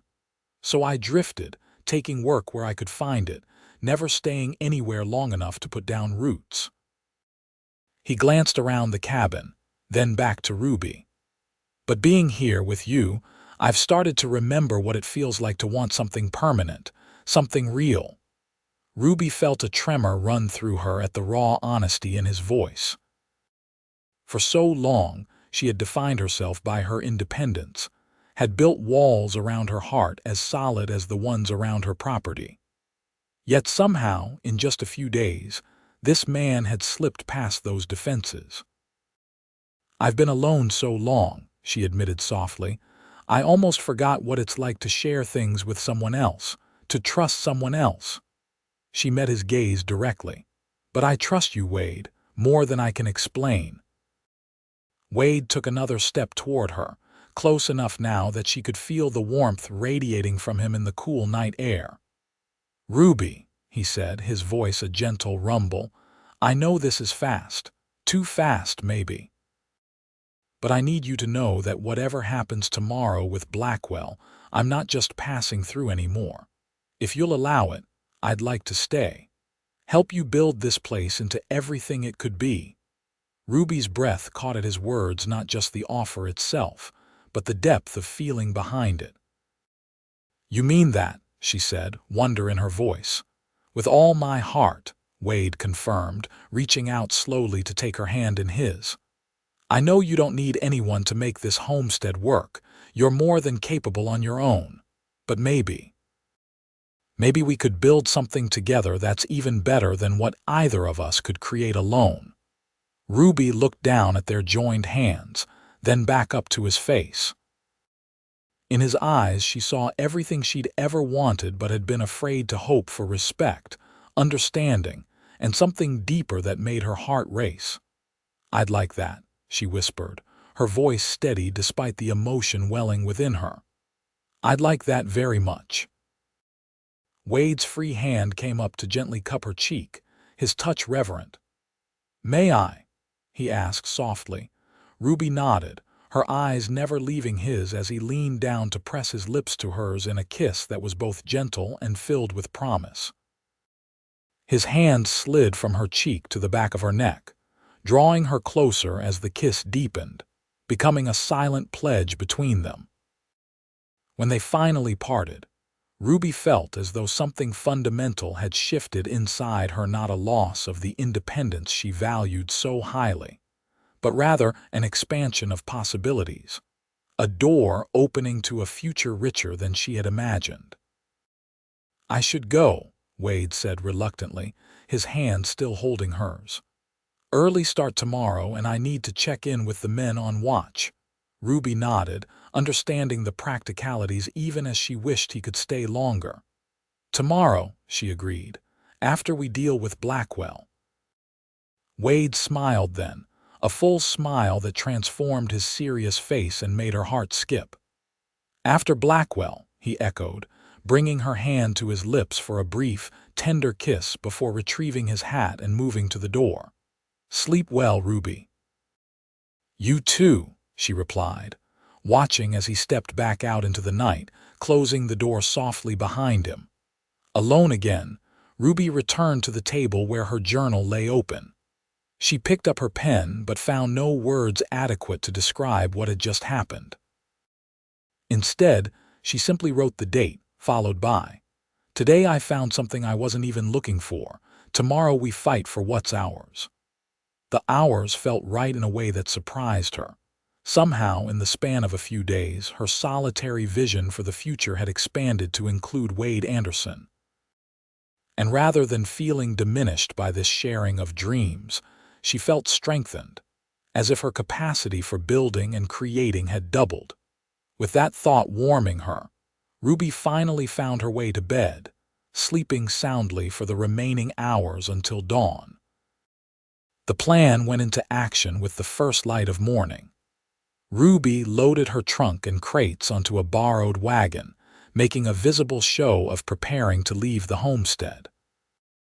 Wade and the other men had already taken up their hidden positions around the property, each with a clear view of the cabin and surrounding areas. As Ruby climbed onto the wagon seat and took up the reins, Wade emerged briefly from his hiding place to offer a final reassurance. "We won't let anything happen to your place," he promised, his hand resting briefly on hers. "Be careful on the trail and remember to make sure you're seen heading toward Helena." Ruby nodded, trying to project an air of defeat for any watching eyes while her heart actually raced with determination. "I'll be back as soon as John signals that Blackwell has made his move," she confirmed. "Be careful, all of you." Wade squeezed her hand once more, then disappeared back into the trees as Ruby urged the mule forward, the wagon creaking under the weight of her possessions as she headed down the trail away from her homestead. She hadn't gone more than a mile when she spotted one of Blackwell's men watching from a ridge above the trail. Making sure he got a good look at her and the loaded wagon, Ruby continued on, her back straight but her head slightly bowed as if in dejection. When she reached the fork where one trail led toward Georgetown and the other toward Helena, Ruby deliberately took the Helena road, maintaining the fiction that she was abandoning her claim entirely rather than seeking help from the local marshal. Once she was certain she'd been observed making this choice, Ruby continued until she was well out of sight, then circled back through the forest using a game trail Wade had shown her. It would take longer, but would allow her to return to a position near her homestead without being spotted by Blackwell's lookouts. Meanwhile, Wade and the other men settled in for what might be a long wait. Each had supplies for at least a day: water, jerky, hardtack, and a clear understanding of the signal system they would use to communicate without revealing their positions. John Henderson, positioned closest to the trail, would be the first to alert the others when Blackwell and his men approached. The morning passed slowly, the sun climbing higher in the Montana sky, bringing with it the warmth of late summer. Wade maintained his vigil from a position that gave him a clear view of both the cabin and the main trail approach, his mind alert but his thoughts occasionally drifting to Ruby and their conversation the previous night. It had been years since he'd allowed himself to envision a future that included putting down roots, building a home, sharing his life with someone. Yet in just a few days, Ruby Grayson had awakened those dormant dreams with a vividness that both exhilarated and terrified him. His reflections were interrupted by the soft, distinctive whistle that was their agreed-upon signal. Focusing his attention on the trail, Wade spotted what John had already seen: 5 riders approaching, led by Horace Blackwell himself. They moved with the confidence of men who believed they had the upper hand, making no attempt at stealth as they rode directly to Ruby's cabin. Blackwell dismounted first, striding to the porch with the arrogance of someone who already considered the property his. He knocked loudly on the door, then tried the handle when no response came. Finding it unlocked, he pushed it open and disappeared inside, followed by two of his men. Wade tensed, his hand moving to his revolver, but he forced himself to remain hidden. The plan depended on allowing Blackwell to incriminate himself fully before they revealed their presence. After a few minutes, Blackwell emerged from the cabin, a satisfied smile on his face as he turned to the men who had remained with the horses. "She's gone," he announced loudly enough for his voice to carry to the hidden watchers. "Scared off, just as I predicted. Sanders may have failed, but our message clearly got through." He gestured expansively at the homestead. "As of now, this property belongs to the Montana Mining Company. Johnson, Reeves, stake our claim markers at each corner of the property. Davis, help me draft a notice of abandonment to file at the land office." This was exactly what they had hoped for, clear evidence of attempted claim jumping with multiple witnesses. Wade exchanged a quick glance with Tom Wilson, concealed nearby, who gave a slight nod. Not yet. They needed to let Blackwell's men finish placing the claim markers to complete the evidence against them. For the next hour, Wade and the others watched as Blackwell's men went about the systematic theft of Ruby's property. They placed company claim markers at the boundaries, began an inventory of the outbuildings, and even started moving some of Ruby's remaining possessions out of the cabin, presumably to make way for their own occupation. Finally, when the evidence was overwhelming and all 5 men were clearly visible in the yard, John Henderson gave the signal. As one, Wade and the other landowners emerged from their hiding places, rifles and revolvers trained on Blackwell and his surprised men. "That's far enough, Blackwell," Wade called out, stepping forward with his Colt aimed squarely at the mining company man. "This property belongs to Ruby Grayson, and you're trespassing." Blackwell's face contorted with fury as he realized he'd been trapped. "This is outrageous." He spluttered, looking from one armed neighbor to another. "We have legitimate business interests. What you have," Tom Wilson interrupted coldly, "is a clear case of claim jumping. 6 witnesses saw you place false markers and attempt to seize property that legally belongs to another." "The woman abandoned her claim," one of Blackwell's men protested. "We're within our rights to—" "Miss Grayson did not abandon anything," Wade cut him off. "And even if she had, there's a legal process for claiming abandoned property. It doesn't involve sneaking in and placing mining company markers before the proper waiting period." Blackwell's hand moved toward his sidearm, but Wade's warning was immediate and clear. "Don't," he said simply, his revolver unwavering. "Not worth dying over." For a tense moment, it seemed Blackwell might risk it anyway. But a commotion from the direction of the trail drew everyone's attention. Marshal Johnson was approaching, accompanied by several deputies and Ruby herself, riding beside them on her mare.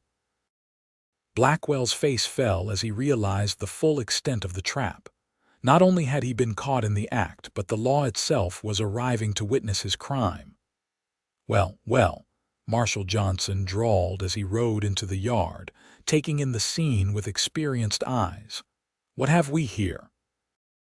"Blackwell, those look suspiciously like mining company markers on Miss Grayson's legal property." He dismounted, his hand resting casually on his own sidearm. "Care to explain?" "This is a misunderstanding," Blackwell began, his earlier arrogance replaced by desperate smoothness. "We had information that Miss Grayson had abandoned her claim. We were simply exercising the company's prior mineral rights. Save it for the judge," Johnson interrupted, nodding to his deputies who moved forward to disarm Blackwell and his men. "I've got 6 respectable landowners ready to testify to what they witnessed today, plus evidence of trespassing, attempted claim jumping, and possibly destruction of private property." He glanced at the items that had been removed from Ruby's cabin. "That's enough to hold you until the circuit judge arrives next week." As the deputies secured Blackwell and his men, Ruby dismounted and moved to stand beside Wade, her eyes taking in the scene with a mixture of relief and vindication. "It worked," she said quietly, her shoulder brushing against his. Wade holstered his revolver, allowing himself to relax slightly now that the immediate danger had passed. "Just like we planned," he agreed.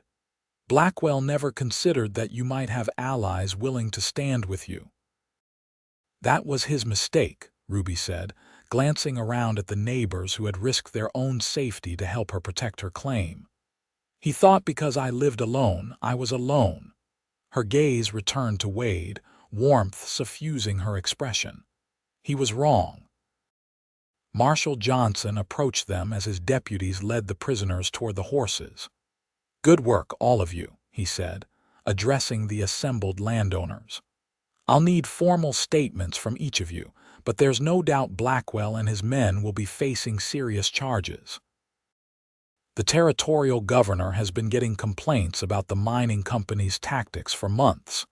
This might be just the case he needs to make an example." The neighbors gathered around, the tension of the morning giving way to relief and a sense of shared accomplishment. Hands were shaken, backs slapped, and plans made to provide the necessary statements to the marshal in Georgetown the following day.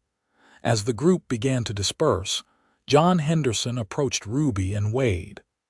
"Reckon that's the last you'll see of Blackwell," he said with satisfaction. "Word will get back to the mining company that the homesteaders in this area stand together. They'll move on to easier pickings." "Thanks to all of you," Ruby replied sincerely. "I won't forget what you've done." John waved away her gratitude. "Like I said before, neighbors look out for each other." His gaze moved between Ruby and Wade, a knowing expression crossing his weathered features. "Something tells me you two have figured that out for yourselves." Before either could respond, John tipped his hat and moved off to join the others who were preparing to return to their own properties now that the danger had passed. Left alone in the yard, Ruby and Wade watched as Marshal Johnson and his deputies departed with their prisoners, the dust from their horses gradually settling in the afternoon sunlight. "Well," Ruby said after a moment, turning to survey her homestead, "I suppose I should get things back in order." She gestured toward the cabin where some of her possessions still sat outside where Blackwell's men had moved them. Wade nodded but made no move to start the work. Instead, he turned to face Ruby directly, his expression serious yet tender. "Before we do that, there's something I need to say." Ruby's heart quickened at his tone. "What is it?" Wade took her hands in his touch gentle but sure. "Last night we talked about possibilities about building something together. I meant every word, Ruby. But now that the danger has passed, I want to make sure you know that it wasn't just the circumstances talking. This isn't about protection or convenience." He paused, his thumbs brushing lightly over her knuckles. "These past few days have shown me that what I've been searching for all these years wasn't just a place, but a person to share it with. Someone who understands what it means to build something from nothing, to fight for what matters." His eyes held hers steadily. "I've fallen in love with you, Ruby Grayson, and if you'll have me, I'd like to stay. Not just for now, but for good." Ruby felt a surge of emotion so powerful it momentarily robbed her of speech. In Wade's eyes, she saw everything she'd ever wanted but had been afraid to hope for: steadfastness, respect, and a love that didn't seek to diminish her independence, but to stand alongside it. "Wade Anderson," she finally managed, her voice soft but unwavering, "when you rode up that first day and said now it's 6 against 5, you weren't just evening the odds against Blackwell. You were balancing something in my life that I didn't even realize was off kilter." She squeezed his hands, a smile blooming on her face. "I love you too. And yes, I want you to stay to build this place with me to make it ours." The joy that transformed Wade's face at her words was something Ruby knew she would remember all her days. He pulled her gently into his arms, one hand cradling the back of her head as he lowered his mouth to hers in a kiss that held all the promise of their future together. When they finally parted, both slightly breathless, Wade rested his forehead against hers. "Partners, then," he murmured. "In everything." "Partners," Ruby agreed, her heart fuller than she had ever thought possible. The setting sun cast long shadows across the homestead as they worked together to restore order to their cabin. Each item returned to its proper place felt like a reaffirmation of their victory over those who had sought to take what wasn't theirs. But more than that, it felt like the beginning of something new, a shared life that neither had been looking for, but both had somehow found. As darkness fell, they sat on the porch steps, shoulders touching, looking out over the land that was now secured as theirs.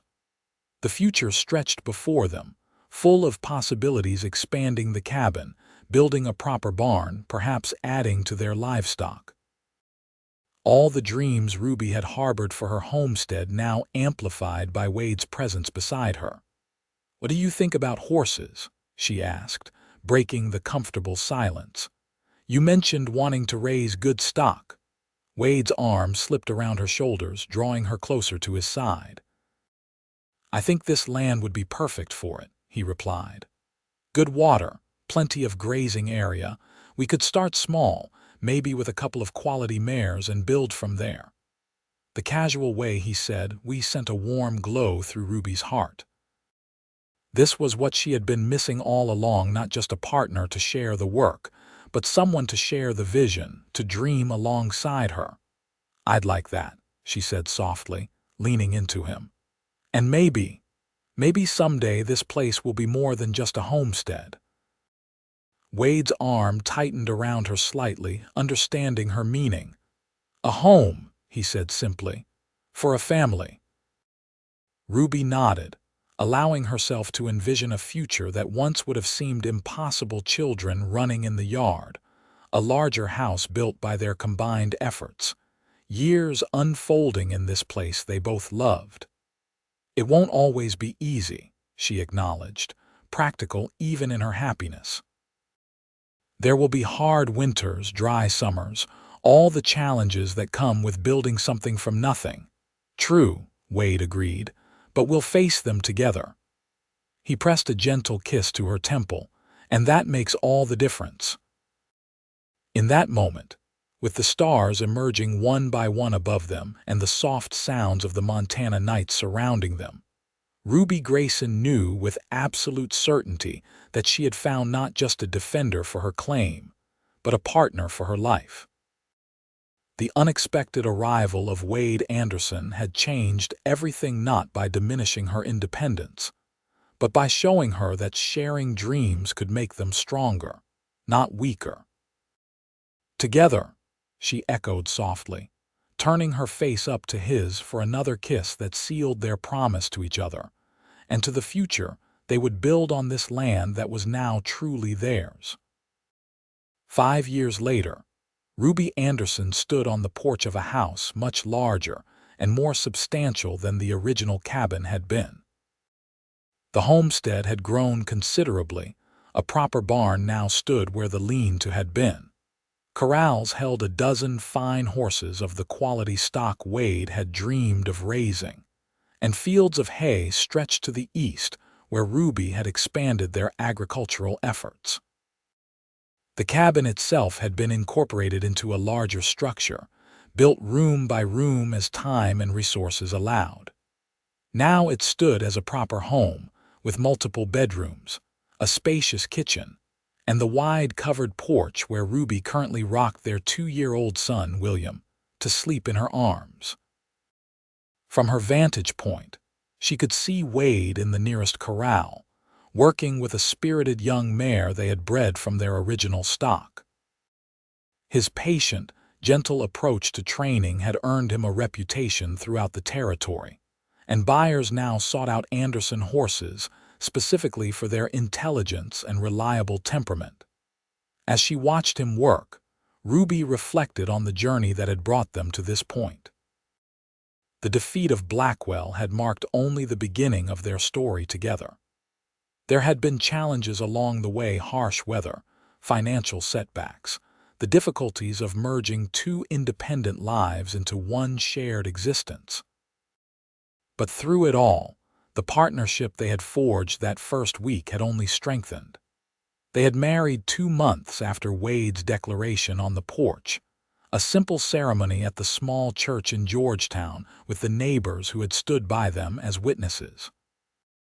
Ruby had worn a new dress she'd sewn herself, with wildflowers in her hair instead of a fancy veil.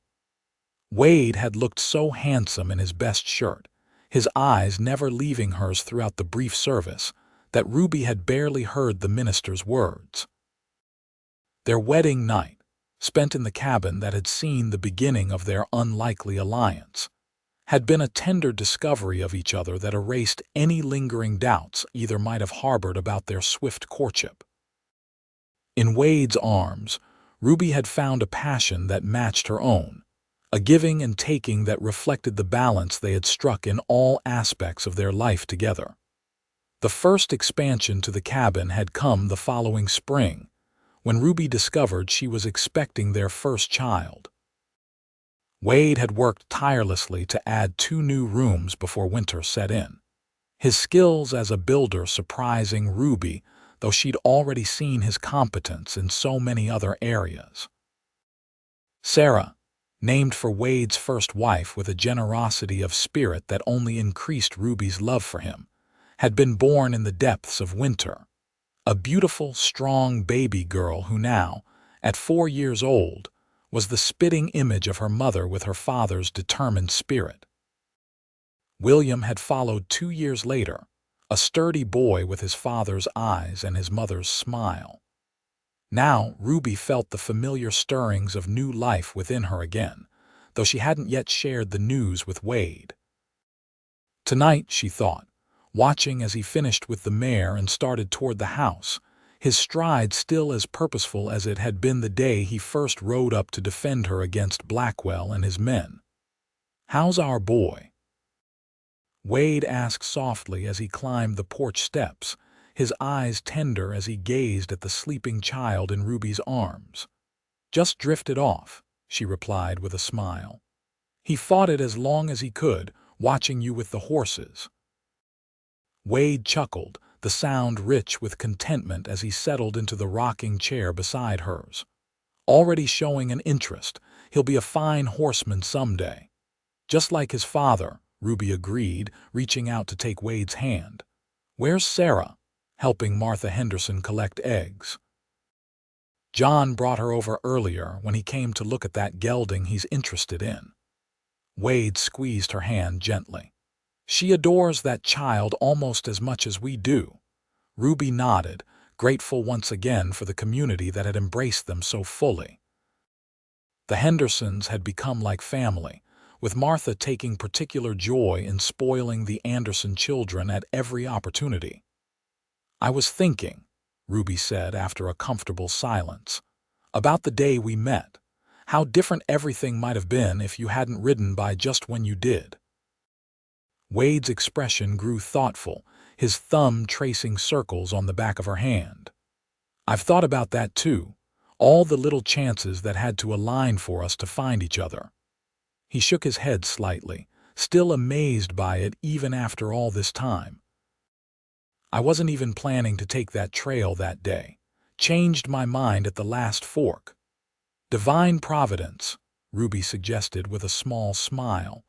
"Or just extraordinarily good luck," Wade countered, leaning over to press a gentle kiss to her lips. "Either way, I'm grateful every day that I happened by in time to hear you tell those men your land wasn't for sale." Ruby's free hand moved unconsciously to her abdomen, where their third child was growing. "I have something to tell you," she said, a hint of mischief in her eyes. Wade raised an eyebrow, attuned as always to her moods. "Something good from the look on your face." Ruby nodded, joy bubbling up inside her. "Come spring, we'll need to think about adding another room to the house. This one's getting a bit crowded with 2 little ones, and soon there will be 3. Wade's eyes widened, comprehension dawning immediately. "Ruby," he breathed, his voice thick with emotion. "Are you sure?" "As sure as I can be," she confirmed, her smile widening at his obvious delight. "About 2 months along, I think." Wade was out of his chair in an instant, kneeling beside her rocker to place a reverent hand on her still flat stomach. "Another child," he whispered, awe in his voice. "Ruby Anderson, you continually amaze me." "We amaze me," she corrected gently. "What we've built here together. It's more than I ever dreamed possible." Wade looked up at her, his eyes shining with all the love that had only grown in their years together. "And we're just getting started," he promised. "There's so much more ahead for us." As the sun began to set behind the mountains, painting the sky in shades of gold and pink, Ruby Anderson sat with her husband and sleeping son, contemplating the future that stretched before them. The homestead had become everything she had hoped for, and more, not just a piece of land claimed and defended, but a true home, filled with love and the family she and Wade had created together. From that first moment, when he had stood beside her against overwhelming odds, declaring, "Now it's 6 against 5, Wade Anderson had proven himself to be the partner Ruby hadn't even known she was looking for. Together, they had built something neither could have created alone, a life rich with purpose, love, and the deep satisfaction of watching their dreams take root and flourish in the Montana soil. As the first stars appeared in the darkening sky, Ruby leaned her head against Wade's shoulder, content in the knowledge that whatever challenges tomorrow might bring, they would face them as they had faced everything since that fateful day together, partners in all things, building their future one day at a time on the land they both loved.